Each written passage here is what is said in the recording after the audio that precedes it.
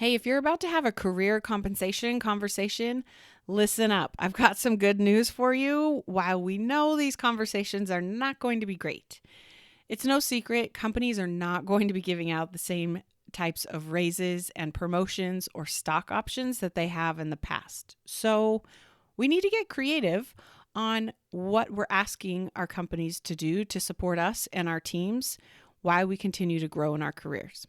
I've put together a one-page document that you can use to ask your company to pay for coaching for you or your team.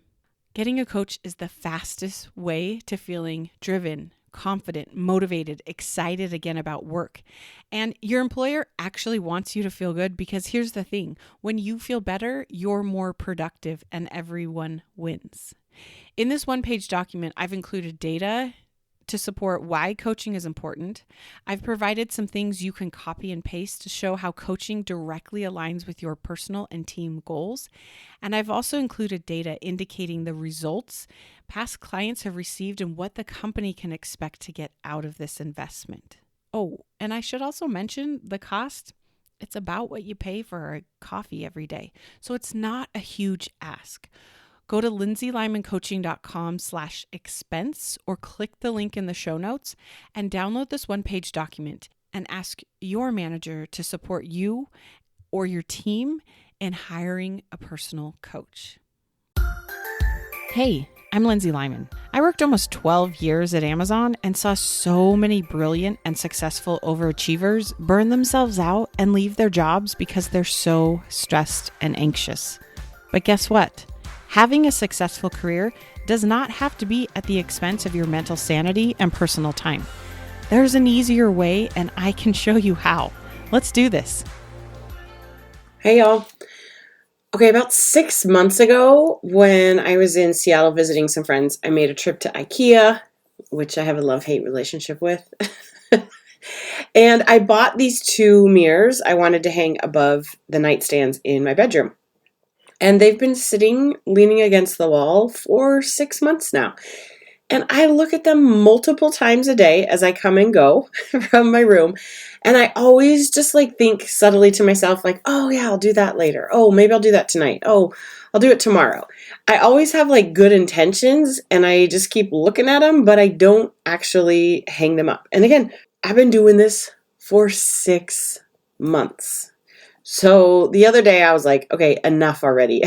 I want these off my floor, out of my room. So I hung them up. And you guys, it literally took me less than 5 minutes.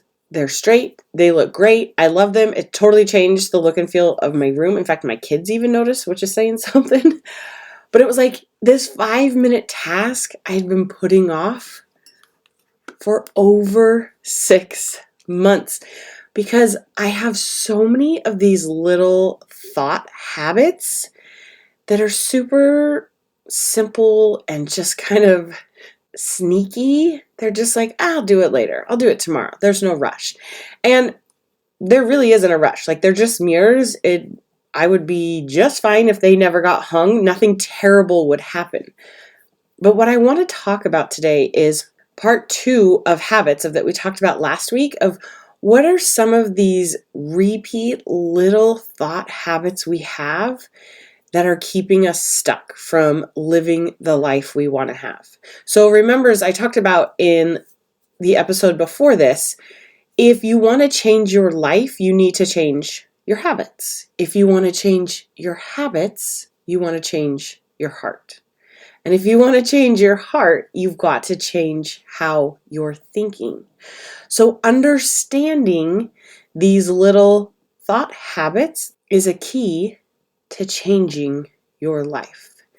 There's a phrase by my favorite artist, Brandi Carlile, one of her songs, that she says, "The path of least resistance is catching up with me again today." And I was like, oh, that rings so true in ways I wish it didn't.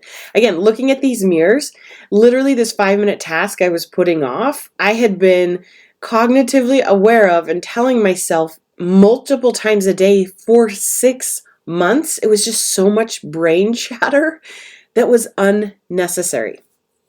I love the quote by Dale Carnegie. He says, "Remember, Today is the tomorrow you worried about yesterday. So, as we think about these thought habits, here are some of mine. I want you to think, what are some of these just like subtle little guys that you think all the time? They're things like, I don't know.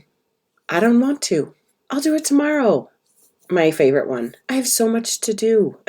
I can't tell you how many times a day I think that. Or a version of it is like, there's not enough time. Or another one of my thought habits is, it's a lot. I have a lot going on. I have a lot to do. I have a lot to manage. Another one is, I have to fill in the blank. Or I should fill in the blank. Or another thought habit I have is, this is not fair.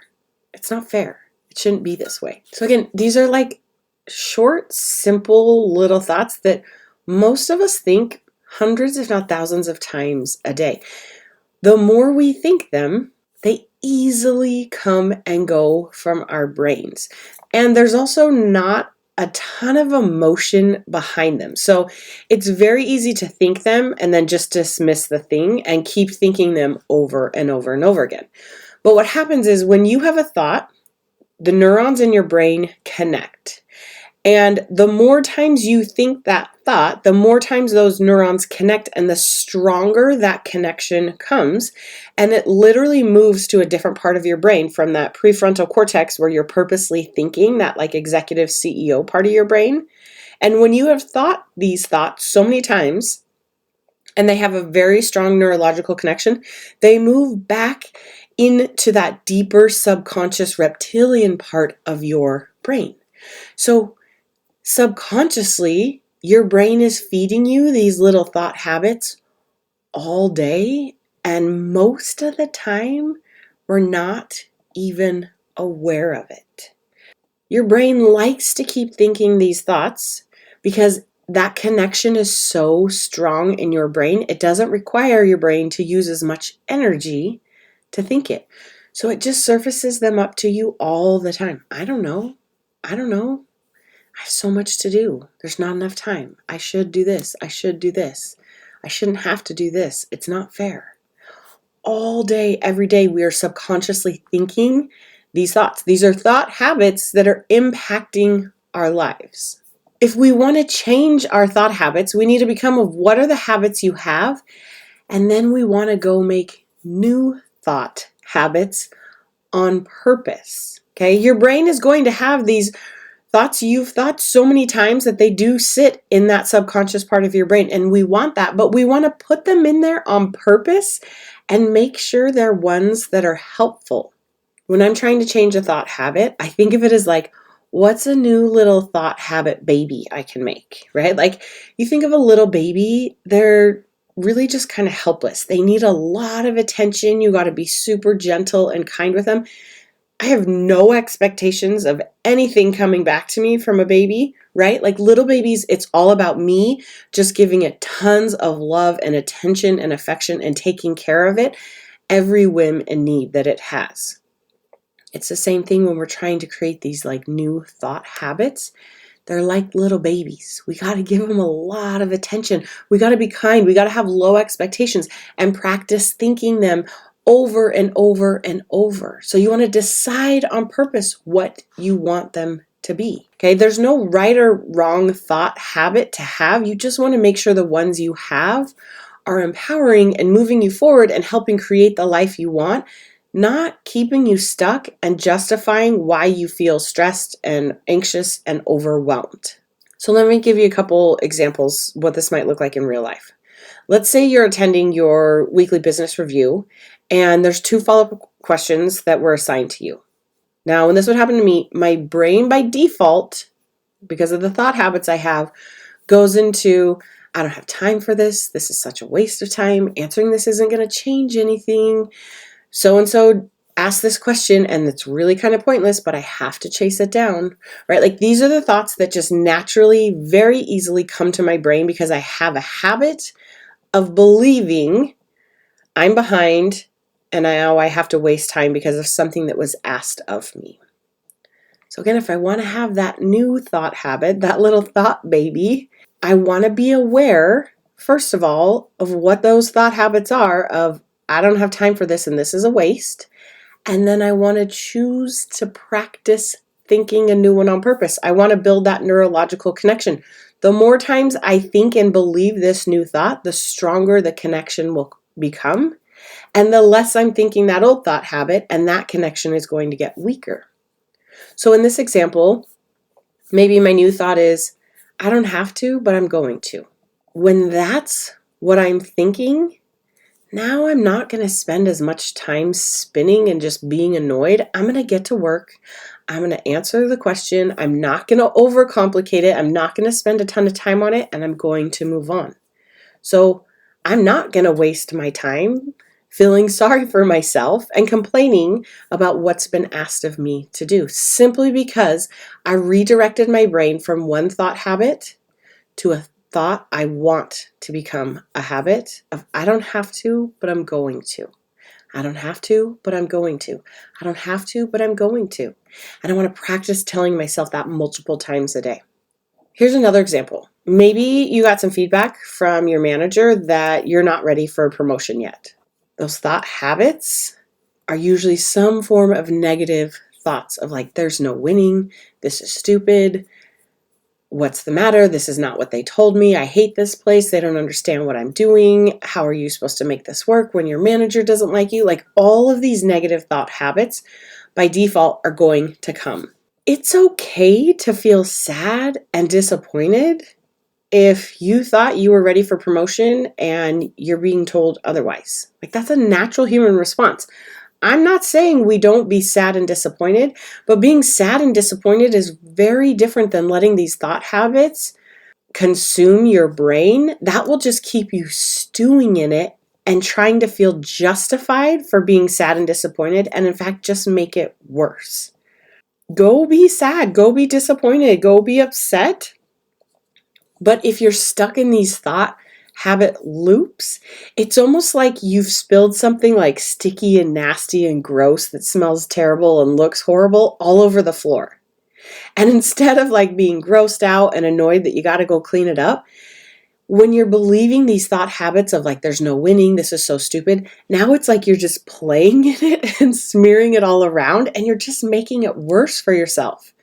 Feel sad and disappointed, but then choose how you want to think about it on purpose. What's the thought habit you want to practice believing instead? Maybe it's a habit thought of, I'm going to figure this out. When that's what you're choosing to redirect your brain to, after you've given yourself permission to be sad and disappointed, when you're coming to work every day from the thought, I'm going to figure this out, you're not making it worse for yourself. And you're also not going to take no for an answer. You're going to push to get what you know you deserve, and you're more likely to get promoted because guess what? Working at the next level means finding creative solutions to roadblocks. I always think of, I was managing a team and one of my employees came to me and said, I'm ready for promotion, you need to put me up for promotion. And I was like, oh, that's cute. No, you're not. And they were like, okay. And I'm sure they were disappointed and frustrated and all those things, but they didn't wallow in their negative thought habits. They believed a version of, I'm going to figure this out. And you know what? They did.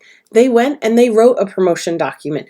They went and got letters of recommendation of people that supported them. They went and got the data and proved me wrong. And guess what? They were ready for promotion. And I put it through the process and they got promoted and it was amazing. But if they had believed their negative thought habits of this is stupid, there's no winning, I can't do this, and just expected me as their manager to figure it out for them, their promotion would not have happened.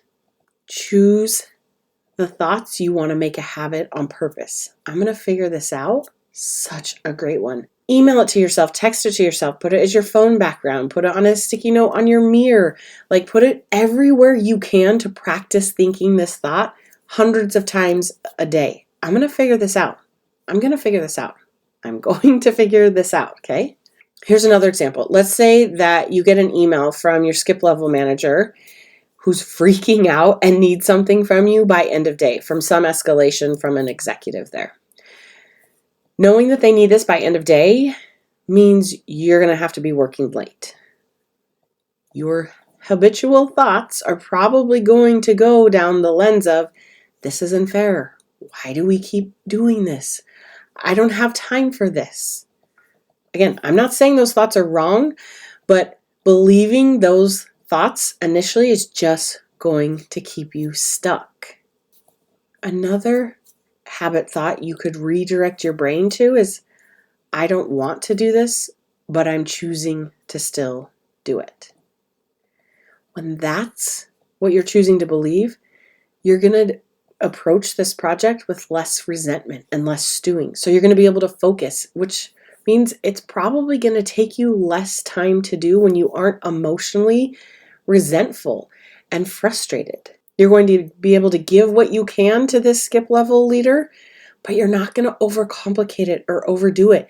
And you're not going to work as long as you would have if you were freaking out over complicating it. You may also push back to find better solutions so this doesn't keep happening. But you can't do these things when you're ticked off and stuck in resentment. You've got to practice thinking thoughts and making that your go-to habit in a way that helps get you unstuck. And the thought baby you may want to practice thinking is, I don't want to do this, but I'm choosing to still do it. Or here's one last example of maybe you come home from work and you're hungry and you're tired, but you've also made a goal to try to make more meals at home and eat out less. When this has been me, again, those habit thoughts are things like, it's fine this once. I'm just too tired to make food. I'll make it tomorrow, right? Very slippery little thoughts. There's nothing wrong with this, but if I have a goal of making more meals at home, these thoughts aren't going to help me get there. So again, that thought habit baby I want to practice nurturing and taking care of and thinking on purpose is, no, I want to figure this out. I want to figure something out. I may still order in food, but now I'm doing it from a place of love and calm, not out of avoidance and frustration and just my old habit. I'm choosing it on purpose. Or maybe I make something that's simple and fast. Maybe if I do order out food, I'm going to create a plan for what am I going to do tomorrow, because I'm probably going to come home from work tired and hungry as well. Choosing to practice making the thought, I want to figure this out, is going to help me build trust with myself. Because if I keep saying I'm going to go do something, but I only do it when it's easy, I know subconsciously I don't believe myself. Doing it when it's hard is where the trust and growth happens. So again, naturally, I have a lot of thought habits in the realm of, it's fine, I'll do it tomorrow, it's not a big deal. Hence the mirror that took me 6 months to hang. But I want to practice having habit thoughts of, I want to figure this out. I can get this done. So here's a few of the thoughts that I'm trying to make a habit in my brain. If you want to steal them as well, go ahead, or choose your own. For me, I'm practicing believing the thoughts, I want to figure it out. I'm practicing believing there's always enough time. There's no rush. Or my new favorite one that I'm practicing, telling myself multiple times a day, I'll just do it real quick. Right? Those mirrors, I'll just do it real quick. It literally, most of the things I tell myself, oh, I'll do that later, literally take minutes to do. But they're taking up so much of my brain space that could be used for better things, to help people, to give myself rest, to come up with bigger, more strategic ideas. So these thought habits we have, they're sneaky. They're little subtle things we tell ourselves over and over and over again. Just start noticing, what are the thought habits you have that are keeping you stuck. You want to try to catch it and choose a new one on purpose. What is that thought habit baby you want to nurture and grow this year? Catching that thought habit is often the hardest part. These thoughts are so simple and obvious that you don't see it. But if you find that there's something in your life you just feel really stuck in and you're not sure why, just start paying attention to what are those subtle, simple, short little thoughts you keep telling yourself over and over and over again, and go pick a new one to redirect your brain to on purpose. All right, y'all. You're amazing. You got this. We'll talk soon. Hey, wait, real quick before you go. If you're struggling with bad managers or leaders, listen up. I recently did a workshop talking about the 3 steps to deal with a bad manager, and it's gotten so much response and engagement. I'm having a hard time keeping up on replying to people about it. And I want to make sure you get it as well. It's totally free. There's 0 obligation. Click the link in the show notes or go to lindsaylymancoaching.com/badmanager and access this workshop to know the 3 steps to take if you are stuck with a bad manager. You got this. We'll talk soon. If what you're learning from this podcast is helping, this is just the beginning. Each week, I offer a limited number of coffee chats so that you and I can connect one-on-one and talk specifically about what's going on for you. You'll leave this call feeling more hopeful and motivated, but I'm also going to teach you a few things to try right away to get unstuck. Space is very limited and these are free, so grab your spot before they're gone. Click the link in the show notes or go to lindsaylymancoaching.com/chat and sign up today. You got this.